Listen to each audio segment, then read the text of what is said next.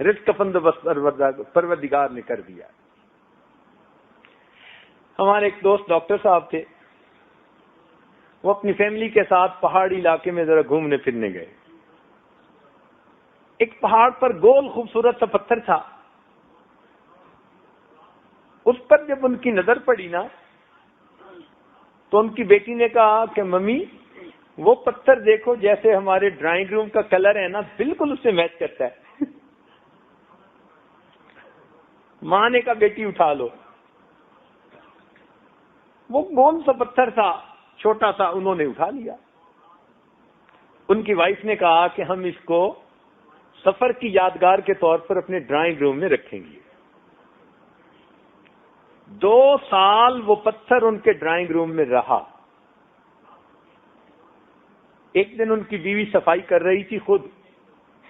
اس نے جب پتھر کو اٹھایا تو وہ پتھر اس کے ہاتھ سے پھسلا تو فرش پہ اوپر گر کے 2 ٹکڑے ہوا.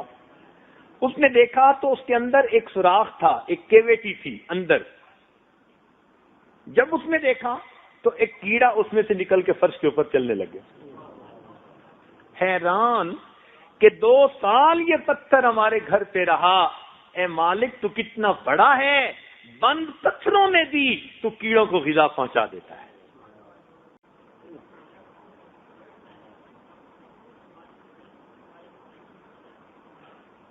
رزق جس کا ہو اس کو مل کے رہتا ہے. ایک دفعہ ہمیں سفر کرنا تھا، گرمی کا موسم، تو میں نے گاڑی چلانے والے بندے سے کہہ دیا کہ بھائی صبح ذرا جلدی نکلیں گے تاکہ دھوپ ہونے سے پہلے پہلے کوئی 4-5 گھنٹے کا سفر ہے یہ مکمل کر لیں. لاہور سے خانیوال جانا تھا. اس نے کہا بہت اچھا. اب اللہ تعالیٰ کی شان دیکھیں کہ جب ہم نے سفر شروع کیا تو صبح صبح تو سڑکیں خالی ہوتی ہیں اور سڑک بنی ہوئی بھی اچھی تھی. تو ڈرائیور سفر طے کرنے کے شوق میں اس کو ذرا تیزی سے طے کر رہا تھا. یہ عاجز پچھلی سیٹ پر بیٹھا کسی کتاب کا مطالعہ کر رہا تھا. اچانک اس ڈرائیور نے نا زور کی بریک لگائی، کافی زور کی بریک لگائی نا تو جیسے کوئی چیز گاڑی کے ساتھ ٹکراتی ہے ایسے فرنٹ پہ ذرا ٹکرائی بھی صحیح، آواز سی آئی. میں نے ان سے پوچھا کیا ہوا؟ کہتے حضرت بس کتا آگے آ گیا تھا، میں نے بچانے کی بڑی کوشش کی مگر لگتا ہے وہ نیچے آ گیا. میں نے کہا مجھے لگتا ہے کہ آپ نے رات کو نیند نہیں پوری کی، آپ کو نیند آ رہی ہے. آپ کو میں نے پہلے بھی سمجھایا کہ جب سفر پہ نکلنا ہو تو رات نیند پوری کرتے ہیں. اچھا ایسے کریں کہ آگے آپ کو کوئی ہوٹل ملے تو ذرا روکنا، میں آپ کو ایک ڈرائیور کپ چائے پلاؤں گا تاکہ آپ کی نیند ٹھیک ہو جائے. خیر اس نے پھر گاڑی بھگانی شروع کر دی. 30 یا 35 میل گاڑی چلی اور 35 میل کے بعد جا کر ایک ریسٹورانٹ تھا سڑک کے بالکل اوپر بڑا. اس نے وہاں جا کے گاڑی روکی. میں نے اسے کہا آپ چائے پیئیں. تو دل میں خیال آیا کہ بھئی وہ پتہ نہیں آگے کوئی چیز لگی تھی تو ڈینٹ پڑا، کیا ہوا، میں ذرا دیکھوں جو صحیح. تو اس عاجز نے نیچے اتر کے جو فرنٹ پہ آ کے دیکھا تو حیران رہ گیا کہ آگے کے بمپر کے اوپر وہ کتا آرام سے بیٹھا ہے. یا اللہ، 35 کلومیٹر ہم نے تیز رفتاری کے ساتھ سفر کیا، 120 30 40 پہ گاڑی تھی، کتا یوں بیٹھا ہوا. اب میں نے جب کتے کو قریب سے دیکھا، اس نے بھی دیکھا اور محسوس کیا کہ گاڑی تو بند ہے. تو اب وہ آہستہ سے نیچے اترا تو 1 میٹر کے فاصلے پر ریسٹورانٹ والوں نے ہڈیوں کا ڈھیر لگایا ہوا تھا. اس نے آرام سے ہڈیاں کھانی شروع کر دی. میں نے کہا اللہ، بس اب بات سمجھ میں آ گئی. اصل میں اس کا رزق آپ نے یہاں رکھا ہوا تھا اور کتے کے اندر اتنی استطاعت نہیں تھی کہ یہ چند منٹ میں اتنا فاصلہ طے کرتا. اللہ نے آپ کی ہماری گاڑی کو اس کی رائڈ بنا دیا. تو ہوا کیا تھا، ادھر ڈرائیور نے بریک لگائی اور ادھر اس کتے نے جمپ لگایا. تو گاڑی ذرا جہاں آہستہ ہوئی وہ بمپر کے اوپر آ کر یوں پڑا اور وہیں بیٹھ گیا. نہ اس کو چوٹ لگی نہ کچھ. 33 کلومیٹر کا سفر اللہ نے کروا دیا بغیر ٹکٹ کے. رزق کا معاملہ اللہ کے اختیار میں. وہ ہڈیاں تھیں اس کا رزق, اس نے کھانا تھا, اللہ تعالیٰ نے اس کو پہنچانا تھا. ایک صاحب کوئٹہ میں تھے, ان کا بیٹا تھا کوئی 7-8 سال کا. اب یہ بچے چھوٹے جو ہوتے ہیں نا, یہ کوئی نہ کوئی الٹی سیدھی حرکت کرتے ہی رہتے ہیں, کچھ نہ کچھ کرتے رہیں گے. بے بکری, بے بندر, بے بچہ, یہ تینوں کچھ نہ کچھ کرتے ہی رہیں گے, آرام نہیں ان کو.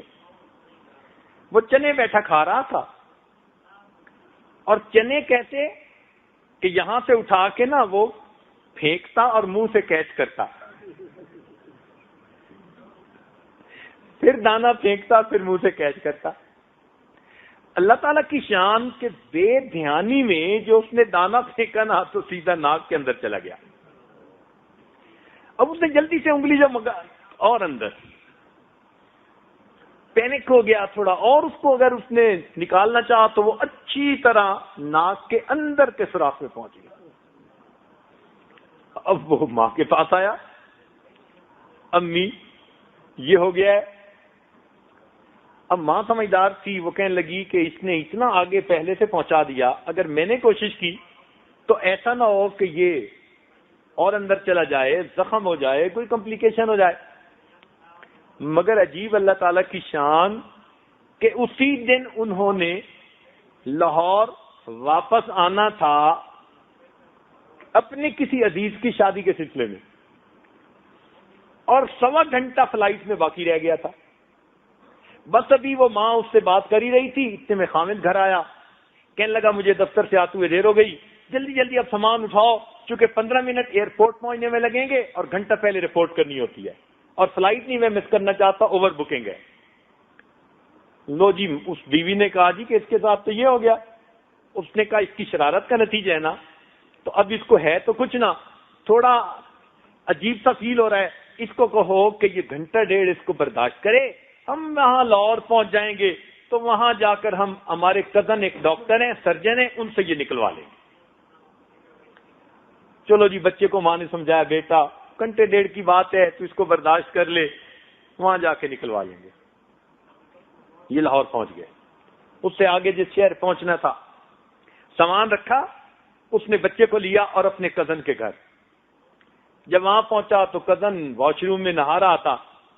اس کی وائف نے اس کو بٹھایا ڈرائنگ روم میں اور کہا جی کہ بس جیسے ہی وہ ابھی واش روم سے باہر آتے ہیں ابھی آپ کے پاس آتے ہیں, آپ بیٹھے, میں کچن میں چائے بناتی. وہ چائے بنانے چلی گئی, یہ انتظار میں بیٹھ گئے. اتنے میں اس بچے کو چھینک آئی, اور چھینک ایسی زور کی تھی کہ ناک میں سے وہ دانہ نکل کر فرش پر گرا. تو ڈاکٹر صاحب کے ہاں ایک مرغی تھی, وہ قریب پھر رہی تھی, اس نے دانے کو چگ لیا. وہ دانہ اس مرغی کی غذا تھی. اب وہ 1000 میل سے زیادہ کیسے دور پہنچے, اللہ نے اس کو پہنچانے والا بنا دیا. چل بھائی, ہماری ٹی سی ایس ایسی ہوتی ہے, ہماری فیڈرل ایکسپریس ایسی ہوتی ہے. ہاں میرے مالک, یاد رکھیں اگر کسی پہاڑ کے نیچے کوئی پانی کا قطرہ ہو اور وہ کسی کا رزق ہے تو بندہ جب تک اس رزق کو نہیں کھائے گا تب تک اس کو موت نہیں آ سکتی.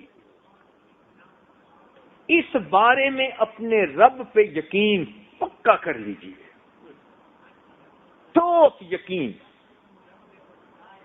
جو میرے مقدر میں ہے پروردگار نے مجھے پہنچانا ہے.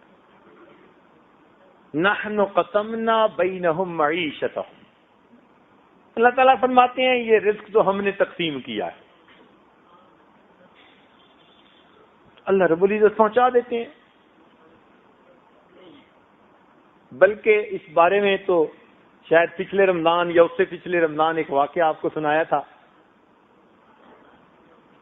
کہ ایک مسجد کے عالم نے مسئلہ کیا کہ بھائی جس کا رزق ہو اس کو ضرور پہنچ کے رہتا ہے. ایک نوجوان دیہاتی تھا تو ان پڑھ. اس نے کہا یار اس کو آزماتے ہیں کہ میں جب نہیں کھاتا تو مجھے رزق کیسے پہنچے گا.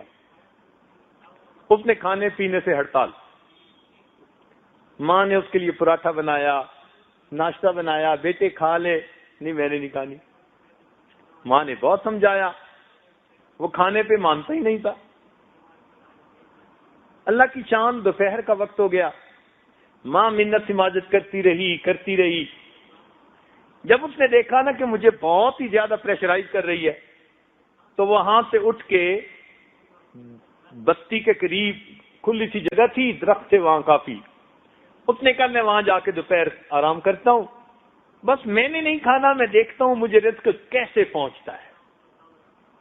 وہ وہاں جا کے درختوں کے درمیان سو گیا.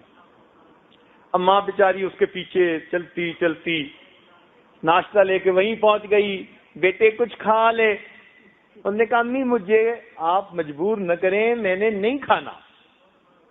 خیر اس کے کاموں میں دیر ہوئی تھی, اس نے اس کا کھانا تو وہیں رکھا, تو اس کو چھوڑ کے وہ آ گئی.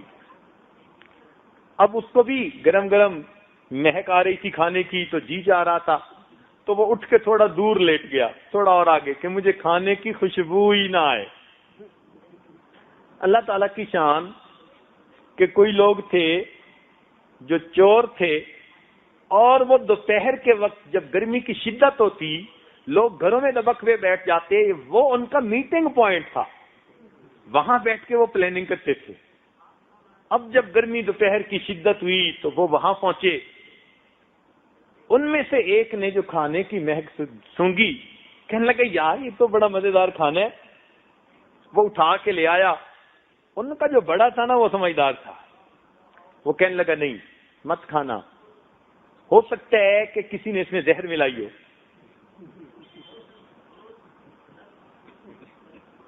اور ہمارے لیے ٹریپ ہو, یہ نہیں کھانا.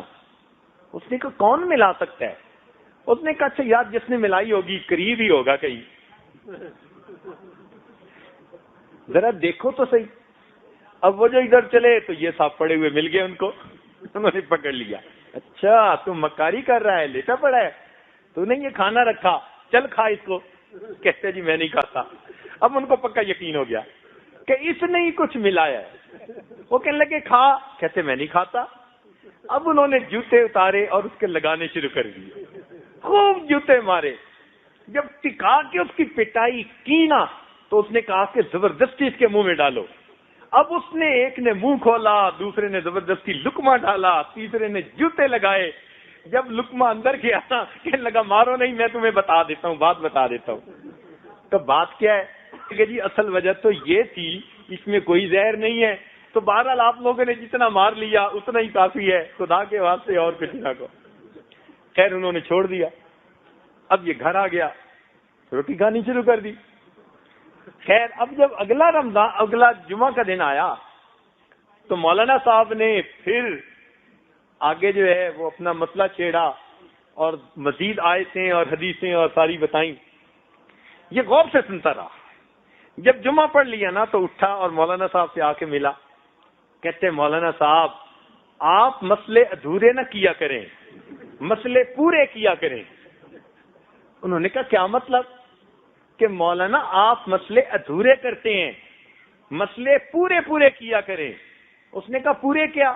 یہ آپ نے پچھلی دفعہ کہا تھا کہ جس کا رزق ہوتا ہے اس کو پہنچ کے رہتا ہے.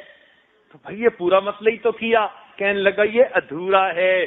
پورا مسئلہ یہ ہے جس کا رزق ہو اس کو پہنچ کے رہتا ہے, اور جو نہ کھانا چاہے اللہ اس کو جوتے مار مار کے کھلاتا ہے.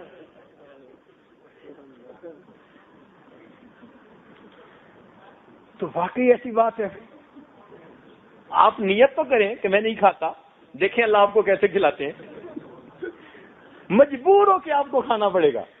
ہاں میرے مولا آپ کیسے دینے والے رزاق ہیں, کیسے پہنچانے والے رزاق ہیں. اللہ رب العزت نے رزق کا ذمہ لیا ہے.